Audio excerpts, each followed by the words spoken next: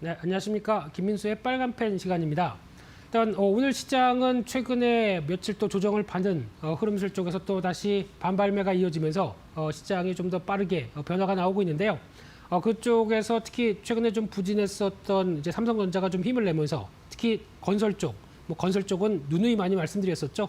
그와 함께 자동차 쪽이 같이 움직이면서 시장 변화를 이끈다는 점 염두하시면서 또 최근에 또 이제 미국 시장이 개장하는 흐름들과 함께 여러 가지 변화들 같이 체크하셔야 될 것 같고요.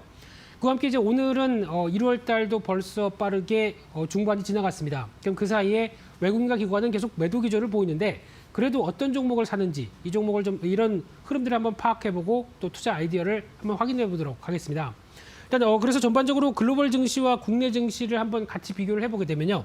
일단 최근에 좀 무거워지는 한국 증시가 좀 속상하긴 해도 그래도 여전히 코스피 지수는 다른 흐름들보다는 위에 있습니다. 그래서 상대적으로 아직까지는 계속 선전하는 모습들이다라고 보여지고 있는데 코스닥은 좀 약간 처지기 시작하죠. 그러다 보니까 일단 지금 기준으로 보게 되면 중국 지수 그리고 또 미국 지수에 비해서는 코스피 지수가 선전하는데 아직까지는 좀 먼저 빠르게 올라온 감이 있다 보니까 이를 좀 어느 정도 속도를 조절하는 과정이다라는 쪽으로 이해를 하시면 될 것 같고요. 그래도 어떤 국내 증시의 여러 가지 선전 흐름들 계속 나올 가능성이 높지 않을까로 바라보면서 힘을 좀 더 냈으면 좋겠고요.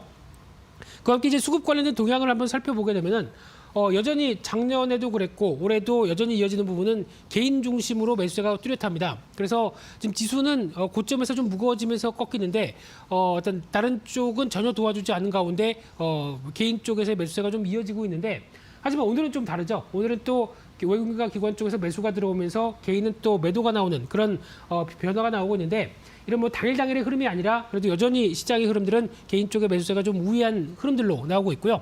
코스닥은 좀 아쉽습니다. 지수가 좀 조정을 받는데 개인들 쪽은 계속 매수가 들어오다 보니까 괴리가 상당히 큽니다. 그런 쪽에서 또 코스닥 시장은 일단 제약 바이오 쪽이 시가총액의 상당한 부분을 차지하다 보니까 그쪽에 따른 타격이 그대로 이어지는데 코스닥은 다시 한번 말씀드리지만은 제약 바이오를 보는 게 아니라 그 안에 숨어 있는 또 IT와 관련된 여러 가지 소부장들도 같이 챙겨봐야 되겠죠. 그런 쪽으로 변화를 보게 되면 일단 견디는 쪽 이쪽도 계속 확인하면서 보셔야 될 것 같고요.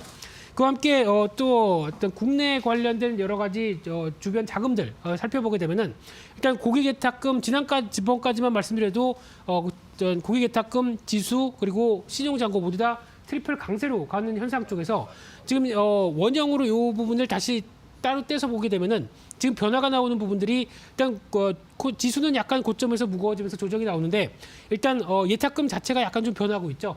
한때 한 74조 원대 갔던 부분들이 지금 현재 한 68조 원대까지 그러니까 즉 약 70조 원대까지 단기 과열로 보였다가 지금 그 밑으로 내려가는 현상들 물론 예탁금 쪽에서 주식을 많이 산 것도 있겠지만은 약간 시장이 좀 더 빠르게 움직이고 고점에서 조정이 나오다 그러다 보니까 약간 좀 자금을 좀 빼고 기다려보자라는 성격도 나오고 있다는 게 눈여겨볼 수 있는 상황들인데요.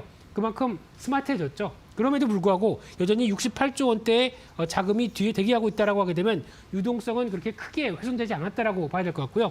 하지만 여기서 이제 부담감이 신용 잔고라고 봐야 될 것 같습니다. 지금 벌써 20조 원대 이상대를 넘어가면서 21조 원대까지 들어오다 보니까 어떤 현상이 나오냐면 벌써 어제같이 고점에서 이제 약간 5%대, 7%대 조정을 받다 보니까 벌써 어떤 반대 매매 금액이 사상 최대까지 나올 정도로 약간 좀 취약한 모습을 가져가고 있습니다.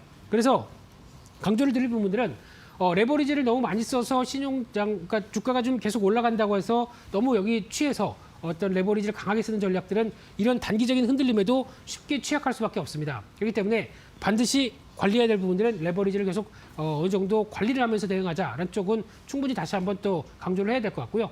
다른 때보다는 지수가 많이 올라간 구간 쪽에서는 이런 부분들 계속 주의를 하셔야 될 걸로 보여지고 있는데 또 하나 중요하게 보셔야 될 부분들이 달러화입니다. 이 추이에 따라서 시장의 흐름들이 바뀔 수 있는 흐름들이기 때문에 최근에 조정의 빌미는 달러화가 강세였다라는 쪽에 대해서 말씀을 드릴 수 있을 것 같은데 하지만 달러화가 강세를 보인다고 하더라도 이 구간 즉 달러 인덱스 기준으로 91대를 강하게 돌파할 수 있을까요? 제가 보기에는 좀 어려울 것 같습니다. 그러다 보니까 시도는 하다가 다시 흔들린다. 특히 이번에 나올 수 있는 대표적인 게 바이든 대통령이 취임하면서 경기부양책 얘기들도 얘기할 거고요. 또 추가적으로 강하게 한 번 더 부양책을 내놓을 수 있겠다라고 하다 보니까 아마 이 부분에서는 다시 한번 달러화가 약세 쪽으로 갈 가능성이 높다는 쪽에서 일단 무게를 두고 있고요. 그런 흐름으로 봤을 때 최근에 강하게 움직였던 이제 국제 금리 같은 경우도 금리도 반등을 하다가 지금 고점에서 좀 꺾이는 모습들이죠. 그런 상황 쪽에서의 변화를 체크를 하시면서 가장 중요한 거는 달러화의 추이 계속 확인하면서 시장 흐름을 대응해야 된다라는 부분들 체크해야 될 것 같고요. 그런 측면으로 보게 되면은 업종별로 봤을 때 어떤 쪽을 가장 많이 외국인과 기관 간의 변화가 나왔느냐라고 보게 되면 일단 앞서 보셨던 것처럼 큰 그림은 어떤 개인 매수, 외국인 기관 매도라고 하더라도 가장 크게는 여기서 갈렸습니다. 전기전자 쪽에서 개인들은 대거 매수, 외국인과 기관은 대거 매도 이쪽에서 큰 분위기가 잡혔다고 봐야 될 것 같고요. 하지만 여기서 중요한 부분들은 외국인들이 전기전자를 매도해도 대부분의 업종들 보게 되면은 오히려 매수한 업종들이 상당히 많습니다. 그러다 보니까 약간 섹터별로 대응을 해서 외국인들은 약간 필요한 종목들, 살만한 종목들은 샀다고 봐야 될 것 같고요. 하지만 많이 올라갔던 전기전자 대표적인 삼성전자겠죠. 이런 쪽은 비중을 줄였다라고 보는 게 맞는데 그 와중에서도 화학업종은 매수를 했다는 얘기는 기초화학도 있겠지만은 2차 전지 쪽이죠. 이쪽에 대해서는 여전히 긍정적인 뷰를 가져가고 있구나라고 보시면 될 것 같고요. 그밖에 운수장비 쪽, 대표적으로 자동차 쪽은 외국인들이 그렇게 크게 어떤 전기전자는 팔아도 여전히 양호한 모습을 가져가고 있습니다.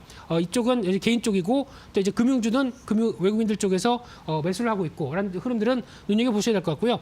기관은 비금속 광물을 제외하고 모두 다 팔았습니다. 그렇기 때문에 별로 그렇게 크게 눈길이 안 가는 상황들이라고 하더라도 일단 이런 변화 쪽에서도 그러면 외국인과 기관은 어떤 종목들을 많이 샀느냐라고 한번 확인해서 한번 보게 되면요. 일단 외국인들 순매수한 종목들을 살펴보게 되면 말씀드렸듯이 LG화 그리고 또 나오는 뭐 두산푸열셀 이런 종목들 같은 경우는 약간 또 2차전지 관련된 쪽의 흐름이죠. 거기다가 플랫폼 관련주들 매수 많이 했고요. SK하이닉스는 또 매수했습니다. 그와 함께 지금 나오고 있는 대표적인 어떤 금융주 같은 경우도 금리가 움직이다 보니까 매수를 했는데 이 속도가 계속될지는 조금 더 체크해야 될 것 같고요. 또 코스닥 쪽에서는 지금 대표적인 K 컨텐츠에 대한 대표주자들 매수를 많이 했고요. 그밖에 리노공업, 고영, 대주전자재료, TCK 이런 종목들 같은 경우는 소부장 관련된 쪽이죠. 특히 2차 전지 관련된 소부장 쪽을 조금 더 매수를 많이 했다는 관점 쪽에서 주목할 수 있을 것 같은데 여기서 또 외국인들이 산 종목 쪽에서 좀 관심 있게 봐야 될 종목들 눈여겨보시게 되면 필라홀딩스 같은 경우 의류 쪽에서 저희 빨간 판에서 한번 다뤘습니다. 그런 쪽에서 계속 관심 있게 보고 있고요. 한솔케미칼 죄송합니다. 또 나왔습니다. 계속 관심 있게 보면서 만약에 소부장 쪽에서 어떤 종목을 살지 모르겠다. 그러면 이 종목 사십시오. 그래도 꾸준히 시장 흐름들을 반영할 대표적인 종목이라고 보셔야 될 것 같고요. 플랫폼 쪽에서 다나와 어떤 아직 시장에 큰 변화는 없는데 그래도 계속 관심이 외국인들이 높다고 봐야 될 것 같고요. 또 대표적인 반도체 쪽의 유진테크 관련 쪽도 한번 주의 깊게 보시면서 대응할 필요가 있다라고 보여지고 있고요. 그밖에 기관은 또 어떤 매매를 보였는지 한번 체크를 해보게 되면요. 특히 게임주 눈에 띄고 있고요. 그밖에 바이오주 쪽에서 매수가 좀 들어오고 있고 LG전자, 뭐 SK는 기존에도 한번 말씀드렸죠. 어떤 바이오 쪽의 성격이 가까운 쪽에서 수소 투자까지 같이 이어졌다는 부분들 확인할 수 있을 것 같고요. 코스닥 쪽에서도 어떤 게임주 눈에 띄고 있고 동진세미캠, 스튜디오 드래곤은 외국인과 같이 매수를 하고 있고요. 또 에코프로 BM, 그리고 에코프로 그리고 이런 어떤 개별적인 또 바이오주들 눈에 띄는데 이런 쪽을 쭉 정리했을 때 기관 같은 경우는 약간 종목별 성격적으로 대응했다라는 쪽으로 바라보고 있는데 그중에서 눈여겨볼 수 있는 기관의 매수한 종목 쪽은 대우건설 올해만 제가 건설주 쪽에 세 번째 얘기 드립니다. 그만큼 건설주에 대해서 강력한 모멘텀이 있다는 부분들 계속 강조를 드려야 될 것 같고요. 그밖에 삼화컨덴서 MLCC 쪽에서 삼성전기 말고 콘덴서도 보자라는 관점이고요. 휴젤은 어떻게 보면은 어떤 코로나19 이후에 나올 수 있는 어떤 또 미용 관련된 쪽의 대표적인 섹터다라는 관점 쪽에서 주목을 해야 될 것 같고요. 위닉스도 중요하게 보셔야 될 부분들이 지금 황사 관련된 쪽의 얘기도 물론 이제 봄 쪽에 나오겠지만은 더 중요한 부분들은 수출 쪽에서 변화가 나오고 있습니다. 수출 데이터가 상당히 위닉스 쪽에 양호하게 나오면서 북미 쪽에서 상당히 어떤 판매량이 늘어나고 있다는 부분들은 주가를 재평가시킬 수 있는 충분한 요인이 될 것 같습니다. 그렇기 때문에 눌림목에서도 관심을 가져봐야 될 그런 대표적인 종목이 아닐까 생각이 들고 있습니다.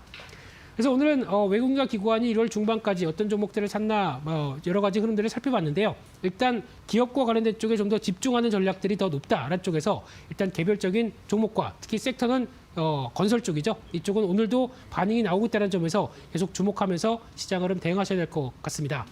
그래서 오늘 준비한 내용들은 여기까지 해서 마치고요. 또 내일 이 시간에 다시 찾아뵙도록 하겠습니다. 감사합니다.